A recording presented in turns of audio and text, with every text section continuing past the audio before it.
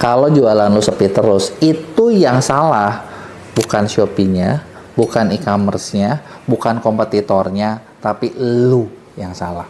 Serius, gue kali ini ngomong mungkin agak tajam dan mungkin agak ngeritik secara langsung.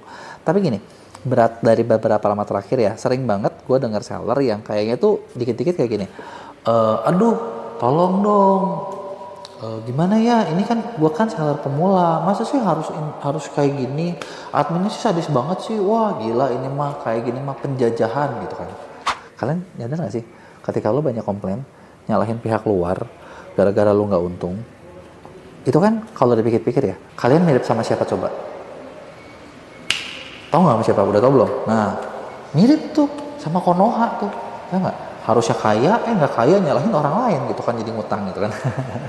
Nggak, tapi santai. Nah, kalau misalnya jualan lu masih sepi, apa sih yang harus diperbaiki supaya jualan lu bisa laku? Atau gini, kalau lu ngerasa kayak profit lu dipkis, lu udah jualan, udah buang waktu tapi untungnya tipis gitu kan, nggak ada untungnya. Gimana sih cara biar profit? Nah, gue bakal bahas cara-caranya di video ini. Nah, tapi sebelum kita mulai, buat kalian yang baru nonton, jangan lupa buat klik tombol subscribe-nya dan aktifin lonceng notifikasinya ya. Pertama, gini, salah satu masalah yang bikin banyak seller tuh biasanya nggak kemana-mana itu gara-gara masalah biaya admin. Bener ya, admin tuh katanya makin lama makin tinggi, terus jadinya ya karena admin tinggi itu kan harga nggak bisa bersaing gitu kan, begitu. Tapi nggak tahu kenapa gilanya adalah di Shopee itu kita udah ngejual murah, ada orang lain bisa jual lebih murah, padahal adminnya lebih tinggi. Kan dipikir-pikir kayak nggak logis ya. Bahkan waktu awal gue jualan dulu. Jujur, gue pernah punya cerita nih. Jadi gue tuh udah punya jualan satu produk, gue pengen mencoba produk yang lain, gitu ya. Ceritanya mau lihat rumput tetangga gitu ya. Nah, gue coba nih cari barang gitu kan. Gue coba cari barang, gue coba mau bikin produksi, dan ternyata ketika gue mau produksi, segini nih modal gue gitu kan, gue mau jual gitu kan, dan ternyata, tapi uniknya ketika gue lihat kok orang lain bisa jual lebih murah dari modal gue, kan kagak masuk akal ya, padahal sama-sama kena admin, padahal karena sama-sama kena lain sebagainya gitu kan. Nah, dulu gue nggak tahu gimana caranya gitu kan, dan akhirnya sampai satu kali kita bangunnya udah lama makin besar, banyak ngobrol sama banyak seller, dan disitu gue tahu, oh ternyata yang bisa bikin mereka lebih murah itu bukan karena bukan karena mungkin kualitasnya jelek gitu ya, tapi kadang banyak seller juga yang jago dalam mengefektifkan operational cost. Nah, ini dia nih kuncinya kalau jualan. Karena gini, kalau operational cost kalian tinggi, udah pasti harga kalian tinggi. Kalau operational kalian rendah, ya udah pasti biaya kalian rendah. Sesimpel kayak gini deh. Lu kalau misalnya bikin barang ya, kan banyak orang suka jualan gini. Lu bikin di Indonesia sama lu impor di China, bisa murah di China. Kok bisa? Ya sebenarnya banyak hal yang bisa bikin di sana lebih murah. Operational cost-nya segala macamnya lebih efisien. Nah, inilah tantangan utama. Karena gini, kalau lu postingin biaya admin, itu gimana pun tidak akan mungkin semakin murah. Yang ada semakin lama, semakin mahal. Bahkan biaya admin online, kalau dibandingin sama lu jualan di Depstore tuh jauh lebih murah. Ibarat gini, di Depstore, lu ketika masuk, lu konsinyasi. Pastinya dibayarnya nanti kan. Udah laku, dibayarnya berapa bulan kemudian. Dan Depstore itu setiap bulan menargetkan seller itu buat punya, misalnya kalau barang aksesoris punya model-model baru. Model baru artinya modal baru. Bener nggak? Udah gitu Depstore pun ada potongan konsinyasinya sekitar 40%. Nah, itu tuh yang gue tahu infonya tuh. Depstore 40% ditambah konsinyasi, ditambah itu belum ditambah flash sale dan lain-lain yang ujung-ujungnya jauh lebih gede. Jadi menurut gue ya, kalau misalnya kalian ngerasa, aduh biaya admin berat nih, jualan gue berat nih gara-gara ini. Ini bukan kayak gitu. Coba lihat ya, operasional lu bisa nggak dipangkas? Jangan-jangan lu bukan ngambil dari tangan pertama, jangan-jangan lu ngambil dari tangan kedua. Atau kalau lu ngerasa susah buat bersaing di admin yang tinggi, ya udah. Ada sebetulnya platform lain yang bisa bantu kalian jualan. Gue baru lihat ada yang namanya Link Creator. Jadi lu bisa bikin semacam e-commerce lu sendiri, lu bisa jualan, lu bisa tarik produk dari situ. Lu bisa cek deh, cobain lihat gitu ya. Nanti kalau ada yang penasaran, linknya gue masukin di deskripsi. Sementara sih ini maksud gue buat yang jualan jasa, ini kepake banget gitu ya. Nah, yang kedua, yang jadi masalah adalah kalau misalnya selain lu berat di admin adalah berarti lu nggak bisa menjual dengan harga yang lebih tinggi. Nah, kalau lu nggak bisa jual harga lebih tinggi, artinya di sini masalah utama kalian adalah gimana cara creating value. Apa itu creating value? Creating value itu menciptakan nilai yang berharga di mata konsumen. Jadinya mereka mau menjual barang lebih tinggi. Sesimpel kayak gini deh. Contoh nih, Ini gue baru ngeluarin buku baru tentang TikTok Shop. Sebenarnya kalau lu lihat kayak harga produksi buku kertas kayak gini, itu mungkin murah banget gitu loh. Tapi ketika lu isi dengan sesuatu yang lain, harga itu bisa terjual jadi jauh lebih tinggi gitu. Apa yang ngebedain? Value-nya itulah yang ngebedain. Nah, pertanyaannya, udah bisa belum bikin value? Nah, kalau belum bisa, mau nggak nih dibantuin biar kita bisa bikinin value yang tepat buat produk-produk kalian supaya kalian bisa jual harganya lebih tinggi gitu kan. Nah, gimana cara bikin value? Nah, cara bikin value itu bakal bisa tercipta kalau poin ketiga terpenuhi. Poin ketiga itu apa? Poin ketiga, lu bukan jadi reseller, lu bukan cuma ngambil barang orang, lu bukan cuma beli barang dari luar dan lu jual lagi, tapi lu bikin brand sendiri. Kenapa gue selalu mengarahin orang kayak, udah dong, lu bikin brand sendiri. Karena kenapa? Kalau lu cuma ngambil barang orang dan lu cuma jadi reseller gitu ya, itu terbatas. Karena kita tuh kayak terpaksa ya udah terima aja apa yang ada gitu loh. Nah, masalahnya adalah banyak orang yang bilang gini, tapi kok kalau misalnya bikin brand sendiri, kan modalnya gede. Tapi kok kalau misalnya gue bikin brand sendiri, gue nggak cukup nih modalnya nih, gue nggak cukup nih buat promosinya nih, gue nggak cukup nih buat ininya nih, gue nggak cukup nih buat itunya nih. Nah, jujur dulu gue pernah ngalamin, gue juga dulu kepikiran kalau gue bikin sendiri, modal gue dari mana ya? Cukup nggak nih gue buat ngelakuin? Cukup nggak nih gue buat gitu?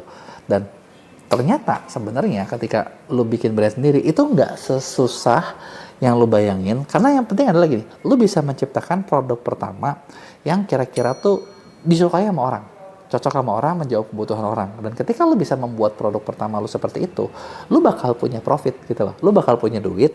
Dan yang jadi masalah tinggal kedua, bisa nggak lu manajemen duit lu? Nah, kalau lu bisa manajemen duit lu, itu bisa lu kelola terus sampai semakin lama semakin besar. Kalau lu kagak bisa, lu kebawa pengen kayak lifestyle-nya Sultan DPR gitu ya, wah itu susah gitu ya. Jadi poinnya sebenarnya cuma itu aja, 3 itu doang gitu. Nah, ketika lu bisa mengatasi itu, ketika lu bisa bikin itu, nah bisnis lu pasti bisa bakal berkembang. Dan lu gak perlu nyampe keluar karena lu pasti bakal laku-laku aja kok gitu. Tinggal pertanyaannya gini, tahu caranya nggak? Bisa apa enggak? Atau kalau lu nggak bisa mau nggak dibantuin, diajarin, didampingin supaya kalian bisa bikin brand kalian sendiri dan ngebangun bisnis yang akhirnya lebih jangka panjang. Yang mau tulis di komen atau klik link di deskripsi gue punya program pendampingannya. Jangan lupa buat like dan share. Rahasia sukses seller di China yang harus kalian tahu. Suka nggak suka sekarang bisa dibilang kan China ini mulai banyak banget ya barangnya di mana-mana, bener nggak? Fair ngomong nih, kadang kita head to head perang sama mereka, itu kayak nggak susah menang gitu. Ya selain memang pemerintahnya mendukung gitu kan, harganya pun mereka bisa ngejual gila-gilaan gitu kan, kayak yang murah banget sampai kita mikir kayak dia tuh bisa nggak sih, untungnya dari mana sih kok bisa jual semurah itu. Nah, terakhir belum lama kan gue baru dari China, gue studi kasus, belajar di sana, sambil belajar sambil kita mau bikin beberapa kolaborasi dengan beberapa perusahaan di sana gitu ya. Dan beberapa kolaborasi ini sih sebenarnya ini urusan untuk buat teman-teman affiliate, jadi mungkin nanti dalam waktu dekat Mea bakal punya beberapa top kreator yang bisa mempromosikan produk apapun. Jadi buat kalian para seller tungguin aja. Tapi ketika di sini gue dapetin insight berharga yang kayaknya nggak ada di buku, dan sekarang mau gue bagiin ke kalian. Tapi sebelum gue mulai, buat kalian yang baru nonton, jangan lupa buat klik tombol subscribe-nya dan aktifin lonceng notifikasinya ya. Oke, jadi apa sih yang bikin mereka bisa jual bagus gitu, jualannya hebat gitu ya. Nah, sebenarnya ada beberapa poin. Yang pertama adalah mereka tuh bisa dibilang, kan banyak di antara kalian suka ngomong, gila harganya murah banget. Ini gue ngomongin poin harga dulu ya. Ngomongin harga, itu mereka bisa murah karena mereka tuh bisa bekerja dengan super sangat efektif. Jadi ya kerjanya tuh efektif banget gitu loh. Jadi kayak tenaga kerjanya cepat gitu kan, jam kerjanya panjang gitu kan. Banyak perusahaan yang jam kerjanya 12 jam sehari selama 6 hari seminggu. Bahkan kalau hari libur aja gitu ya. Ini sih nggak tahu ya, kalau di Indonesia udah dibilang romusa kali ya. Hari libur aja lu tanggal merah libur gitu ya. Lu harus ganti di weekend minggu depan ya. Gitu. Jadi emang agak sadis gitu ya. Itu mungkin kita nggak bisa tiru, ya udah beberapa hal, makanya mungkin mereka bisa bikin yang lebih murah selain pemerintah mendukung. Dan kedua adalah bunga mereka, kalau gua nggak salah kemarin menafsirkan adalah bunga mereka tuh kalau buat pengusaha 1% doang. Jadi memang itu agak sulit ya, kita agak panjang tuh buat ke situ.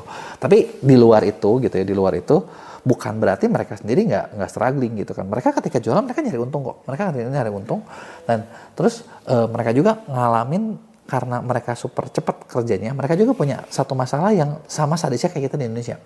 Sadisnya adalah kalau di Indonesia kan lu jualan apa rame nanti semua orang ngikutin. Sama di sana juga kayak begitu. Gitu.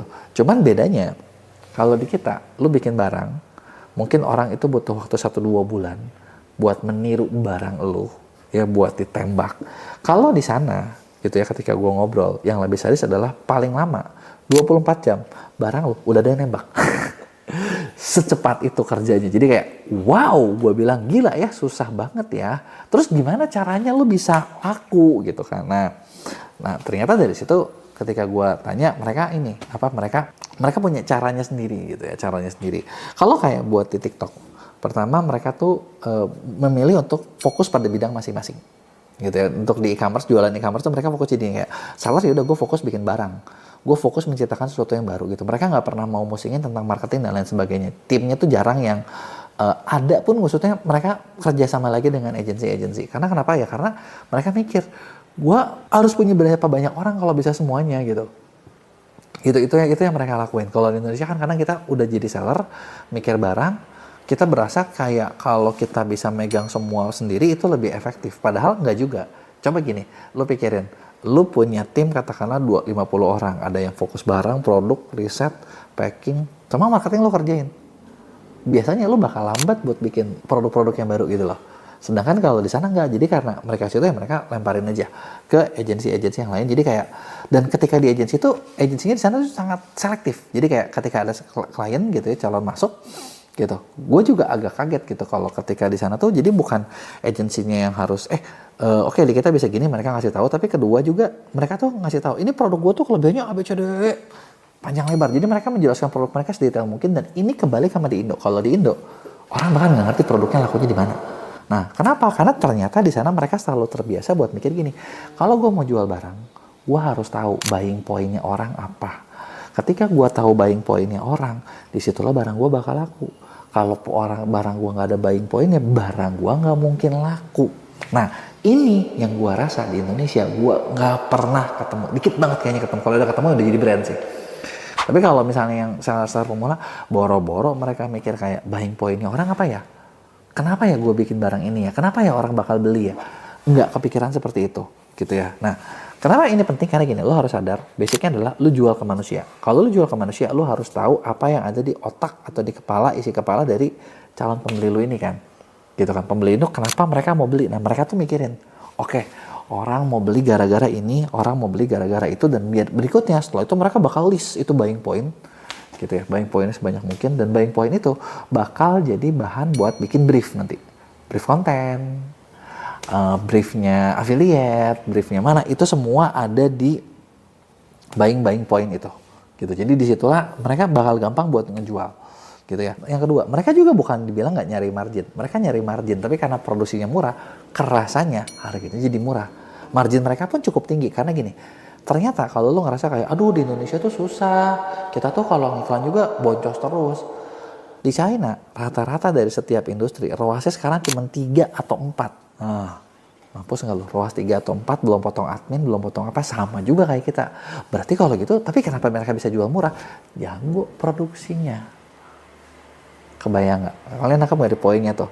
Jadi marginnya tetap harus tebal gitu. Malah gini, gue kemarin pas lagi di China ya, ada waktu itu, salah satu dari bos agensi China cerita gini, lo tahu nggak sih di China tuh kan orang merasa orang China pinter, tapi nggak juga. Karena ada dia bilang temannya jualan, ya dia bilang ini barang yang dijual so stupid gitu, dia bilang sangat bodoh banget, logikanya sih nggak ada yang beli, gitu. Karena yang dijual adalah obat, suplemen buat bikin lo lebih pintar. Ya kan logikanya orang bodoh mana yang percaya kalau lo minum suplemen jadi pintar, kalau lo pintar ya pintar aja gitu kan. Tapi ya fair ngomong, kalau misalnya satu populasi satu negara itu banyak, ya ada nggak yang bodohnya? Ada. 1% aja bodoh, jumlahnya berapa? Gitu. Populasi China itu hampir 1,8 miliar ya. Kalian itu nggak 1,8 miliar, 1% aja bodoh. Berarti ada 18 juta orang. Bener nggak? Dan itu adalah marketnya. gitu. Jadi ada yang ngejual suplemen sana buat bikin lebih pintar. Oke? Nah, kalau dibilang logikanya ada untungnya nggak? Atau logikanya ada nggak yang beli? Nah, dia bilang gini, si kenalan gue ini. Gue pas lagi ngobrol sama si temennya yang ini, dia kasih lihat rekening perusahaannya ada berapa setelah jualan kurang lebih 6 bulan. Dan ternyata rekeningnya itu ada kalau nggak salah 750 juta yuan. 750 juta yuan lo kali deh 2.500. Gede itu, hampir T juga guys angkanya gitu loh. Yang padahal ngejual barang yang seperti itu, barang yang bodoh gitu. Nah maksudnya apa? Di sini poin yang gue mau bahas adalah bukan nyuruh kalian bikin suplemen buat bikin orang pintar supaya orang Indonesia jadi pintar, enggak gitu kan. Karena ternyata isinya juga nggak jelas isinya apa gitu kan. Tapi yang maksudnya gue bahas adalah ketika lo mau jual, fokuslah sama market spesifik. Market spesifik itu pasti ngasilin. Gitu. Karena dengan market spesifik kan ada orang-orang yang mau, ada orang-orang yang belinya gitu. Karena ketika lo fokus sama market spesifik, di sini kalian bakal lebih gampang lagi buat jualannya, gitu ya. Lakunya lebih gampang, dapat untungnya lebih gampang, gitu kan. Profitnya lebih gampang, dan itu adalah salah satu rahasia buat dapetin margin tebal. Margin tebal bisa didapetin kalau market lo spesifik, punya kebutuhan khusus, punya market khusus, dan di situ lo bakal laku. Dan ini bakal susah kalau kayak lo jual barang yang general. Misalnya kayak lo jual beras lah, lo jual air lah, jual aqua lah, itu udah general. Gitu kan, semua orang udah jual, itu bakal bikin untuk kalian tipis gitu. Dan kalau kalian berharap di situ jualannya bisa laku, ya itu lo bodoh sekali sendiri gitu, bener nggak? Berarti lu butuh obat tuh yang dari China tuh. Nah, terus berikutnya. Nah, jadi selain yang berikutnya adalah mereka fokus sama market spesifik gitu kan. Nah, yang poinnya lagi adalah ketika misalnya gue tanya, terus itu dia tuh nanya kalau misalnya di Indo orang tuh kan oke gini lah, ada biaya admin, ada iklan, tapi data orang yang belinya kan kita bisa follow up terus biar kita nantinya nggak banyak biaya. Dilakukan nggak? Gue bilang seller Indo mana ada yang melakukan kayak gitu, nyimpen data konsumennya aja kagak, ngerapihin data aja kagak, ngerti database aja kagak. Nah di China mereka kuat banget dalam ngelakuin itu. Jadi kayak oke, gue buka lewat Douyin kalau di sana kan jualan. Oke, udah jualan. Ketika mereka jualan ya dapat pembeli gitu kan. Pembelinya itu nggak cuma atau ngontak, nanti dikontak lagi besoknya, tiap hari dikontakin gitu kan. Jadi di upsell, di cross sell dan lain sebagainya, dan itu efektif. Terus kita juga sempat tanya, emang orangnya kalau misalnya teleponin sering-sering nggak marah? Jadi bilang jumlahnya berapa banyak dulu. Ya kan, ada yang marah, ada yang nggak marah, ada yang ngerasa jadi diperhatiin, dan akhirnya itulah yang bakal beli-beli terus. Dan kan nggak butuh banyak, butuh sedikit tapi mereka beli terus, repeat order terus, itu kan yang bikin bisnisnya membesar gitu kan. Nah maka dari itu adalah beberapa trip khusus yang gue juga langsung kepikiran, wah gila juga ya di sana sampai segitunya. Cuman kan mungkin kita bakal berpikir, tapi kalau kayak gitu gimana nyatatnya dan lain sebagainya. Nah makanya buat kalian misalnya pengen lebih rapi, lu bisa coba nih. Gue kemarin baru nemu ada satu platform namanya Link Creator, efektif buat bikin website e-commerce. Bahkan dia bisa nyimpan data pembeli lu, dan pembeli lu nanti bisa langsung dikontak dari situnya. Yang artinya kan itu bakal memudahkan kalian banget nih buat jualannya gitu ya. Nah jadi itu dia tadi nih beberapa perbedaan yang gue lihat dan beberapa insight yang kita bisa tiru gitu kan. Maksudnya kan kayak beberapa hal lu memang bisa tiru aja gitu. Oh lakuin cara yang sama gitu kan. Cuman kalau masalah harga ya berarti kan agak susah ya. Tapi kan kita bisa bikin dengan barang kita sendiri, versi kita sendiri. Mencoba mengefektifkan supaya biaya produksinya makin lama makin murah.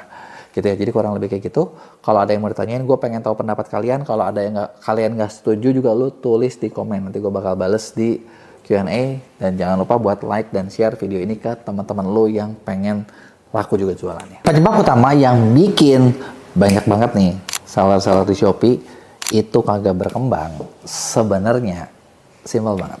Jadi ini, gue banyak baca beberapa komen teman-teman seller gitu ya, terutama seller Shopee yang kayak mereka tuh, aduh masalahnya kenapa ya begini, kenapa ya begitu, kenapa ya begini. Dan dari beberapa poin ini gue lihat nih, oh ternyata sebenarnya gini, yang bikin lo stuck kayaknya tuh nggak jauh-jauh banget dari mana coba? Dari cara pikirnya sendiri gitu ya. Jadi ada beberapa pola pikir yang gue rasa mungkin perlu dibenahi, atau mungkin gini, kebanyakan mitos yang bikin kalian jadinya nggak bisa laku gitu kan. Nah mitos-mitos seperti apa, salahnya di mana, yuk kita bahas. Tapi sebelum kita mulai, buat kalian baru nonton jangan lupa buat klik tombol subscribe-nya dan aktifin lonceng notifikasinya ya. Oke, jadi gini, yang pertama adalah gue sering dengar ada kayak baca komen gini, aduh dulu nih masuk Shopee nggak usah ngapa-ngapain, rame, sekarang udah nambah, udah ngupload banyak barang juga kok segitu-segitu aja sih, jadi nggak laku nih, payah nih Shopee. Nah, kalau misalnya dari beberapa komen yang sejenis gitu ya, komen-komen sejenis, bisa disimpulin gini sebenarnya. Kesimpulannya adalah, gue lihat masih cukup banyak seller yang sekarang itu begitu buka toko, ya udah buka toko, ngupload produk, ya udah lu tinggal tungguin aja, gitu. Lu tungguin aja, lu diemin aja, nanti juga bakal banyak orang yang datang, bakal ada orang yang beli, lu tinggal kirim-kirim doang. Ya, jadi tugas kalian adalah sebagai seller buka toko, daftar, upload produk, ya udah urusan yang datangin pembeli itu urusan Shopee. Kan gue udah bayar admin. Nah, bener nggak? Nah, masih banyak banget teman-teman seller yang berpikir seperti itu. Ya, sebenarnya gini, basicnya adalah ketika lo jualan, sama kayak kalian gini deh, kalian jualan di mall. Ya, kalian misalnya jualan di mall, pertama adalah ya kan lo daftar ya di mall. Gue mau jualan dong. Lo punya posisi di mana gitu? Tanamnya di mana? Gitu. Nanti kan milih kan. Oke, kalau yang di sini harganya segini, yang di situ harganya segitu, yang di sini harganya begini. Dan udah gitu lo buka, lo udah tinggal majang produk. Udah banyak produk, ya udah kan gue udah bayar. Tugas lu dong yang bikin rame, gitu kan. Pokoknya gue mah cuma tahu gue udah buka, gue pengen pokoknya order gue sehari harus ratusan, order gue sehari harus ribuan, gitu kan. Nah, ketika lu buka seperti itu, apakah bakal laku? Belum tentu juga, bener nggak? Kenapa? Karena ternyata gini, meskipun si mall itu, mau seaktif apapun mall itu mendatangkan pembeli, ya mendatangkan calon pengunjung, mall itu cuman bakal berusaha buat datangin orang datang ke mallnya, bukan ke toko lu. Yang tugas bikin datangin orang ke toko lu, ya menurut gua adalah kalian sendiri. Bener nggak? Karena kalau nggak ya udah, mallnya rame sih, lu dilewatin, lu dilihat, tapi nggak ada yang datang ke toko lu. Sedih kan? Nah, ini nih, menurut gua ya salah satu mindset yang salah. Jadi harusnya gimana? Oke, lu harus ngerti tanggung jawab, menurut gua ya, harus ngerti tugas tanggung jawab masing-masing gitu. Gua bukan lagi mau belain Shopee, enggak. Tapi maksud gua adalah gua pengen bantuin kalian buat lebih rame, tapi gua kasih tahu nih tugas tanggung jawab lo sampai mana gitu. Tugas si mall datangin orang ke mall. Ya, tugas Shopee mungkin datangin orang ke Shopee. Makanya mungkin kayak Shopee gitu ya, mereka bisa bikin, wah tahun ini gua bagus nih. Tahun ini kita punya berapa pengunjung misalnya, tahun ini kita punya berapa ini gitu kan. Nah, sedangkan pengunjung kalian segitu nggak, oke, berarti bukan Shopee-nya yang salah, lu nya yang salah gitu kan. Mau bisa nggak kalau misalnya gue cuma mau ngupload terus begitu gue tungguin dong rame? Bisa. Gimana caranya? Caranya simpel, sama kayak kalau di mall, lu mau buka doang terus rame, lu ambillah posisi pintu depan mall. Bener nggak? Kalau di mall-mall lokal ya isinya ya brand-brand gede semua. Kalau tempat makan yang punya duit semua, gitu kan, di pintu masuknya. Cuman yang gue bilang adalah biayanya mahal. Iya kan, bener nggak? Lu misalnya nih muncul di homepage Shopee, ya orang buka Shopee langsung bisa lihat lu. Nah, di situ sanggup nggak? Nggak sanggup. Oke, kalau kagak sanggup ya udah, usahalah yang lain gitu ya. Tugasnya adalah sampai situ, gitu lah. Yang kedua, nah masih banyak banget seller yang mikir biaya admin itu mencekek. Bener nggak? Iya benar juga sih. Sebenarnya siapa yang nggak sedih ya kalau misalnya lu udah jualan, ternyata kepotong. Kepotongnya berapa? Ya kalau dari total sekarang mungkin bisa 20% kali ya. Gua nggak tahu nih, bener nggak? Coba kasih tahu gua. Kalian kepotongnya berapa? Lu dapat berapa? Keterimanya berapa? Coba yuk kita hitung-hitungan. Tapi kalau hitungan gua rata-rata di e-commerce sekarang kurang lebih 20%-an lah. Gitu kan. Nah, apakah itu waktunya berarti, oh kalau gitu ini waktunya kita buat jualan sendiri dong kayak di website sendiri? Bisa jadi. Tergantung, maksud gue. Karena gini, kalau gue sih, gue nggak pernah jadi satu pihak, jadi orang yang misalnya kayak, oh lu harus jualan di A doang, jangan cari yang lain, jangan cari yang gimana, enggak. Karena kalau lu jualan ya lu memang harus punya sebanyak mungkin dong. Bener nggak? Contoh misalnya kalau kita mau rame, tokonya harus banyak. Mungkin ada yang di mall, mungkin ada yang di warung, mungkin ada yang di ruko sendiri gitu kan. Itu kan bakal meningkatkan penjualan lu, bener nggak? Kalau kayak di Shopee, ya Shopee punya trafficnya. Lu perlu, yang di sini gue mau bahas adalah, gue mau bahas gimana caranya lu meningkatkan traffic lu lewat Shopee, gimana cara meningkatkan penjualan lu lewat Shopee gitu kan. Yang manfaatnya traffic yang dari Shopee. Tapi apakah misalnya kalau lu punya sendiri, lemparin ke situ? Ya nggak juga gitu kan. Nah, lu bisa bikin toko e-commerce lu sendiri. Gitu. Kita di Mea sekarang lagi kerja sama, gue nemu ya ada satu tempat buat lu jualan gampang. Ininya enak banget, gampang dipakai, trackingnya lengkap gitu kan, dan buat jualannya pun nggak susah, ada namanya link creator gitu kan. Nah, lu bisa lihat, nah di link creator ini, kalau yang gue nemuin ya, kalau yang gue ngerasain ya, gue juga pakai, gue jujur gue pakai link creator, terutama buat jual berbagai produk service atau jasa gitu ya. Karena ya kan dimana kita jualan jasa ya, jasa kan nggak mungkin gue jual lewat Shopee, bener nggak? Dan ya secara cara pakainya gampang, trackingnya lengkap, detail, jadi lu bisa tahu nih, oke, pembeli hilangnya di mana, database lu yang punya gitu kan, lu bisa pakai semuanya jauh lebih enak deh maksud gua. Dan ini nggak perlu punya skill bikin website yang ribet, tapi mungkin lu punya taste buat apa ya, ngedesain rada cakep lah. Nah, tapi kalau misalnya mau dibantuin bisa nggak? Bisa, kita juga bisa bantuin lo buat ngebikin toko lo jadi lebih bagus juga bisa, gitu ya lewat Selling Creator ini, ya. Nah, oke, kita balik ke biaya admin. Biaya adminnya kayak nggak? Ya, mungkin kerasa. Siapa sih yang nggak suka? Tapi kalau dibilang biaya admin itu apakah udah paling tinggi? Nggak juga. Di luar negeri kayak di Amazon ternyata ada, Amazon bahkan ngenain sampai ada yang 47% kalau nggak salah biaya adminnya.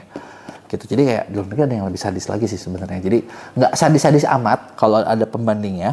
Tapi, nah sekarang gini, lu tinggal gimana cara lu memanfaatkan, sebenarnya susah juga ya biaya admin itu dimanfaatkan ya. Tapi ya gini lah maksud gue, kalau lu mikirin biaya admin itu, anggap aja gini deh, kalau gue sih lebih mikirnya, lu dibukai tempat sama Shopee, lu bisa jualan, ya udahlah, anggap aja itu biaya calo, ya kan, naikin aja harganya gitu. Kalau misalnya ngerasa, aduh tapi kalau gitu gue nggak bisa bersaing, gue nggak gini, gue masih harus iklan di mana-mana, ya udah lu bikin sendiri, bener nggak? Bikin tempat sendiri. Tapi kalau misalnya manfaatin yang udah ada, ya udah, lu bisa manfaatin itu juga. Karena tinggal seperti gini, kalau menurut gue jadi seller kita tinggal pinter aja sih, lu hitung-hitungan aja sih, mana yang lebih untung gitu. Contoh gini kayak tadi gue bilang ya, kayak lu pakai website e-commerce sendiri, yang tadi gue sebut kayak misalnya Link Creator gitu ya, karena itu juga gue tahu supportnya banyak gitu kan. Nah, lu bikin, tapi kan dia tidak bisa memberikan support free ongkir. Sedangkan pembeli lu ada yang suka pengen pakai free ongkir, tinggal lu hitung-hitungan murah mana, bayar admin apa bayar, oh gue bayarin aja deh ongkirnya. Kalau misalnya oh masih murah bayar ongkirnya, ya udah pakai lagi cara yang kedua, nggak ada ruginya kok, nggak ada salahnya kok, gitu kan, bener nggak? Cuman yang ini ya bikin juga, karena apa ya, lumayan kalau dari sini dia ada pembeli, lu kan dapat lagi, bener nggak? Ya kalau gue selalu berpikir kayak misalnya gini, dari dulu ya, gue jualan, dulu gue malah inget gue pernah waktu di zaman di tahun berapa ya, 2018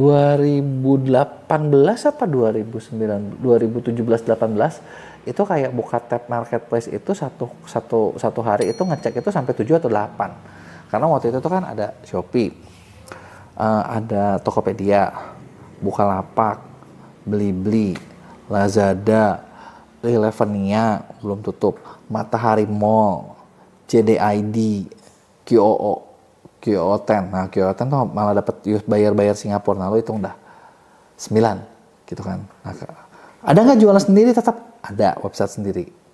Gitu ya. Kenapa maksudnya gue masuk di sini dan gue masih bikin website sendiri, karena gue berpikir ya kalau gue punya traffic sendiri, ada yang bisa ngecek outin sendiri, ya kenapa enggak gitu loh. Cuman kalau sekarang daripada gue bikin sendiri website dari nol, nah Link Creator ini lebih kerasa buat gue lebih gampang gitu. Jadi 10 kan ibaratnya kalau di sini dapat, simpelnya gini deh, kita mikir nggak usah muluk-muluk ya. Di sini dapat 50 order, di sini dapat 30, ada mungkin yang 50 lagi, ada yang 20, ada yang 10, ada yang berapa. Ketika lo total kan jadi banyak, bener nggak? Ujung-ujungnya kan yang namanya salah pasti cari cuan juga, setuju nggak? Ya kan? Nah, jadi itu poin yang kedua. Nah, poin yang ketiga. Nah, ini sebenarnya kalau poin ini sih menurut gua nggak cuma di mana ya? Nggak cuma di Shopee doang, tapi kalau lo masih berpikir seperti ini, ya gue juga pernah sih mikir kayak gitu. Jujur gue juga pernah mikir kayak gitu, dan bisa dibilang ini adalah kegoblokan gue. Ya ngapain lo ikutin kegoblokan gue gitu kan. Nah pikirannya adalah iklan buang-buang duit. Serius, gue juga pernah ngalamin itu kayak dari tahun 2013 sampai tahun 2018 gitu, 5 tahun. Jadi gue berpikir kayak, udahlah, gila keluar duit, cari yang gratis aja, masih banyak kok yang gratis. Repot-repot sedikit, ya udahlah.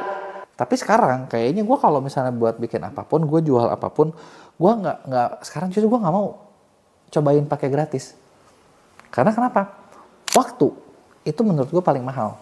Ibaratnya gini, kalau lo gratis, segala sesuatu yang namanya gratisan itu ada batasnya. Contoh kayak misalnya, lo jualan di Shopee nih, lo ngupload di Shopee, kita lagi bahas di Shopee ya misalnya, kita lagi bahas di Shopee, terus udah gitu lo tungguin rame. Ya kan ada waktunya ya, bener nggak? Mending kalau algoritma Shopee gue kebaca, terus gue mau coba nih, oke gue mau mengalahkan gimana caranya supaya gue bisa rame gitu kan. Lo coba ulak-ulik, nah proses lo mencari, proses lo menemukan pola, itu berapa lama?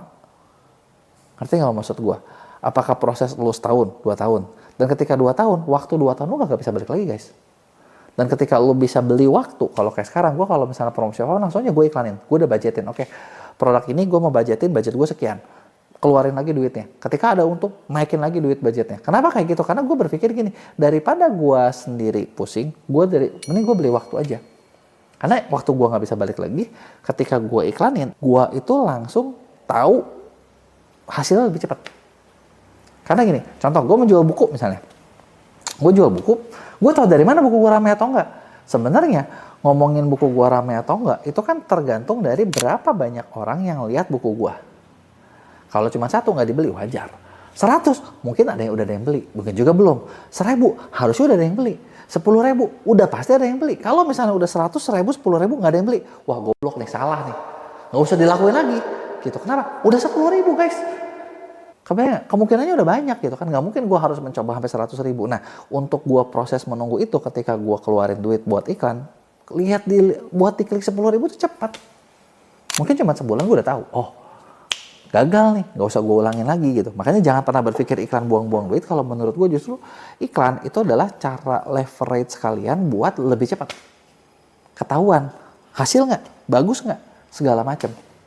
Gitu. Nah makanya jangan pernah anti sama iklan. Kalaupun misalnya ngerasa kalian, aduh tapi kan gue tiap iklan boncos, berarti skill lu yang kurang.